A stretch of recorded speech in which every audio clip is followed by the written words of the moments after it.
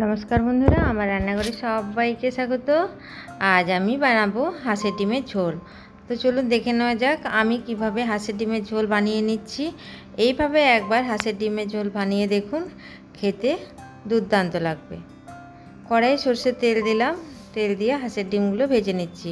হাঁসের ডিমগুলো আমি আগে সেদ্ধ করে নিয়েছি, সেদ্ধ করে ছাল ছাড়িয়ে নুন হলুদ মাখিয়ে রেখে দিয়েছিলাম।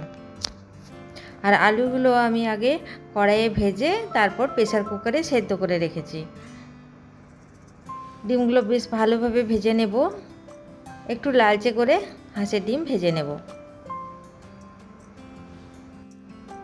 হাঁসের ডিমগুলো তুলে নিয়ে আমি কড়াইয়ে বেশ খানিকটা সরষের তেল দিয়ে দিলাম। এরপর দিয়ে দিলাম এলাচ, লবঙ্গ, দারচিনি, একটা এলাচ, দুটো লবঙ্গ আর এক টুকরো দারচিনি, দিয়ে দিলাম একটা শুকনো লঙ্কা আর একটা তেজপাতা। এরপর আগে থেকে কেটে রাখা পেঁয়াজ কুচি এর মধ্যে দিয়ে দিলাম। এখানে আমি মিডিয়াম সাইজের একটা পেঁয়াজ কেটে রেখেছি। পেঁয়াজটাকে বেশ লালচে করে ভেজে নেব।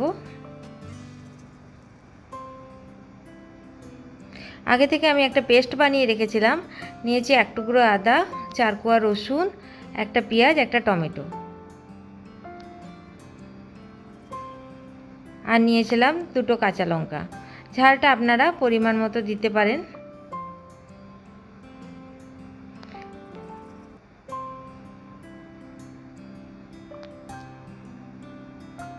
এরপর আমি পেস্ট দিয়ে দিলাম।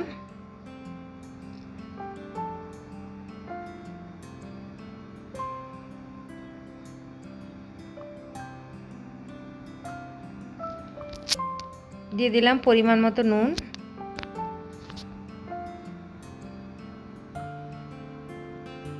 পরিমাণ মতো হলুদ গুঁড়ো,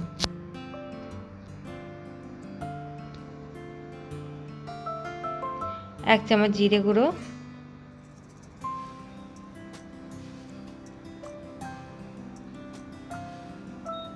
আর এক চামচ ধনে গুঁড়ো, দিয়ে দিলাম হাফ চামচ লঙ্কার গুঁড়ো। সামান্য একটু জল দিয়ে মশলাটা বেশ ভালোভাবে কষিয়ে নেব।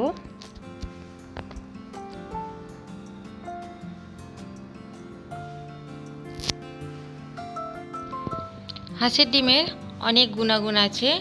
হাঁসের ডিমে ভিটামিন এ এবং অন্যান্য পুষ্টি উপাদান থাকে যা ত্বকের স্বাস্থ্য বজায় রাখার জন্য সাহায্য করে। এরপর আগে থেকে ভেজে রাখা সেদ্ধ করা আলু এর মধ্যে দিয়ে দিলাম।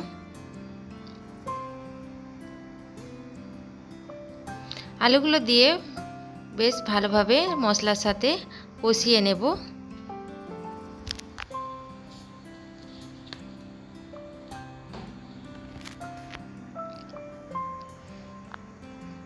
আর একটু জল দিয়ে মশলাটা ভালোভাবে কষিয়ে নেব।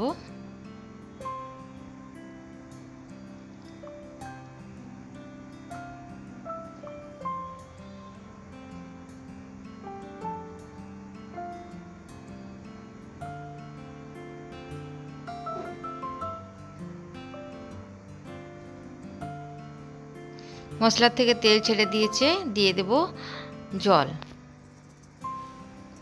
এখানে জলটা আপনারা এমনভাবে দিবেন যতটা ঝোল খাবেন সেই অনুযায়ী দেবেন। আমি এখানে প্রথমে 1 বাটি জল দিলাম, তারপর আরেকটু জল দিয়ে দেব। এরপর দিয়ে দিলাম হাফ চামচ গরম মশলা, দুটো কাঁচা লঙ্কা দিয়ে দিলাম,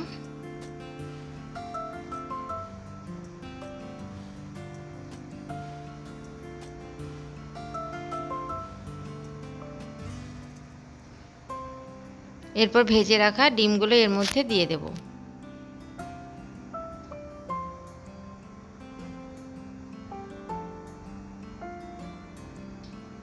ডিমগুলো দিয়ে আমি 2 মিনিট ফুটিয়ে নেব।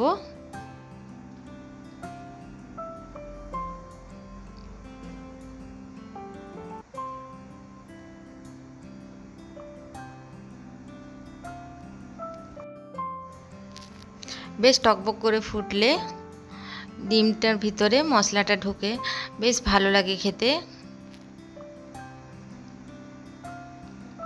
এরপর গ্যাসের আঁচটা বন্ধ করে দেব। তৈরি হয়ে গেল সুন্দর স্বাদের হাঁসের ডিমের ঝোল।